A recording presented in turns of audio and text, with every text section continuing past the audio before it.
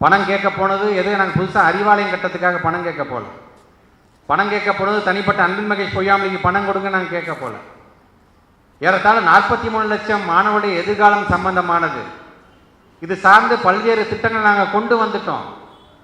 அந்த திட்டம் தொடர்ந்து நடைபெற வேண்டும் என்று சொன்னால் அந்த திட்டத்தை நாங்கள் நடைமுறைப்படுத்த வேண்டும். அந்த திட்டத்தை நடைமுறைப்படுத்தி கொண்டிருக்கின்ற அதற்கு காரணமாக அந்த திட்டம் வெற்றிகரமாக அது நடைபெறுவதற்கு காரணமாக ஏறத்தாழ 32,000க்கும் மேற்பட்டிருக்கின்ற ஆசிரியர்கள், பணியாளர்கள் நாங்கள் சம்பளம் வழங்க வேண்டும். இதெல்லாம் நீங்கள் வழங்க வேண்டும் என்று சொன்னால் அதெல்லாம் இருக்கட்டும், அதெல்லாம் பில் பாஸ் பண்ண தான் செய்வோம். ஆனால் இருந்தாலும் இதில் நீங்கள் கையெழுத்து போடுங்க, கையெழுத்து போட்டால் வித்தின் ½ அன் ஹவரில் உங்கள் பணத்தை நான் தரேன் என்று ஒரு அமைச்சர் சொல்லுகிறார். அப்போ நாங்கள் எல்லா கருத்துக்களையும் எடுத்து சொல்லும் பொழுது எங்களோட அன்றைக்கு நம்முடைய மாநில உறுப்பினராக இருக்கின்ற கனிமொழி அம்மையார் இருக்கிறார், அண்ணன் தோல் திருமானன் இருக்கின்றார், பொது உடைமை இயக்கத்தை சார்ந்திருக்கின்ற வெங்கடேசன் இருக்கின்றார், காங்கிரஸ் பேரியக்கத்தை சார்ந்திருக்கின்ற சசிகாந்த் சகோதரர் இருக்கிறார். இப்படி ஒவ்வொரு இயக்கத்தையும் சார்ந்திருக்கின்றவர்களாம் அங்கே அமர்ந்திருக்கிறார்கள். எல்லாத்துக்கு முன்னாடியும் அவர் நம்முடைய அதிகாரிகளை பார்த்து சத்தம் போடுறார். என்ன சத்தம் போடுறார் என்று சொன்னால், நாங்கள் ஒரு MOU உங்களுக்கு நாங்கள் அனுப்பிச்சி வச்சா அந்த MOU திருப்பி நீங்கள் அனுப்பி வைக்கிறீங்களே, திருத்தி அனுப்பி வைக்கிறீங்களே, உங்களுக்கு யார் அந்த அதிகாரத்தை தந்தார் என்று அவர் சொல்லுகிறார். அப்போ நாங்களாம் சொன்னோம், ஒரு அதிகாரிகளுக்கு அந்த அதிகாரம்லாம் கிடையாது.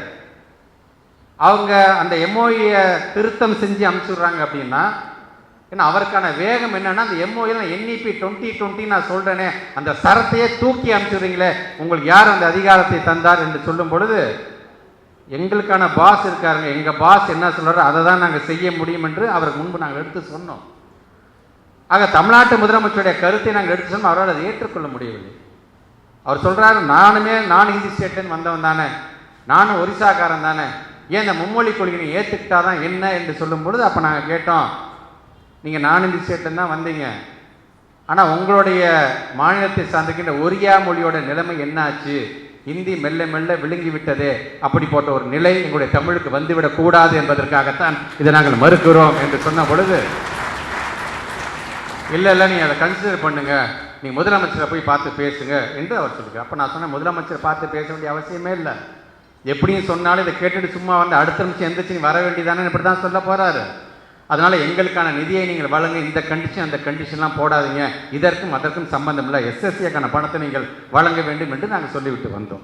இனமான பேராசிரியர் அவர்கள் தான் சொல்வார், கல்வி என்பது கடல் போன்றது, அந்த கடலில் இந்த திசையிலேருந்து தான் குதிக்கணும் அந்த திசையில தான் குதிக்கணும்னு யாரும் நீங்கள் கண்டிஷன் போட முடியாது, எந்த திசையில் வேண்டுமானாலும் குதிக்கலாம், இந்த உரிமையை நாம் பெற்றிருக்கோம் என்று சொல்லும் பொழுது, இந்தி திசையில தான் நீ குதிக்கி நீ சொல்கிற பார்த்தியா, அதை நாங்கள் ஏற்றுக்கொள்ள மாட்டோம் என்பதை ஆணித்தரமாக நாங்கள் சொல்கின்றோம்.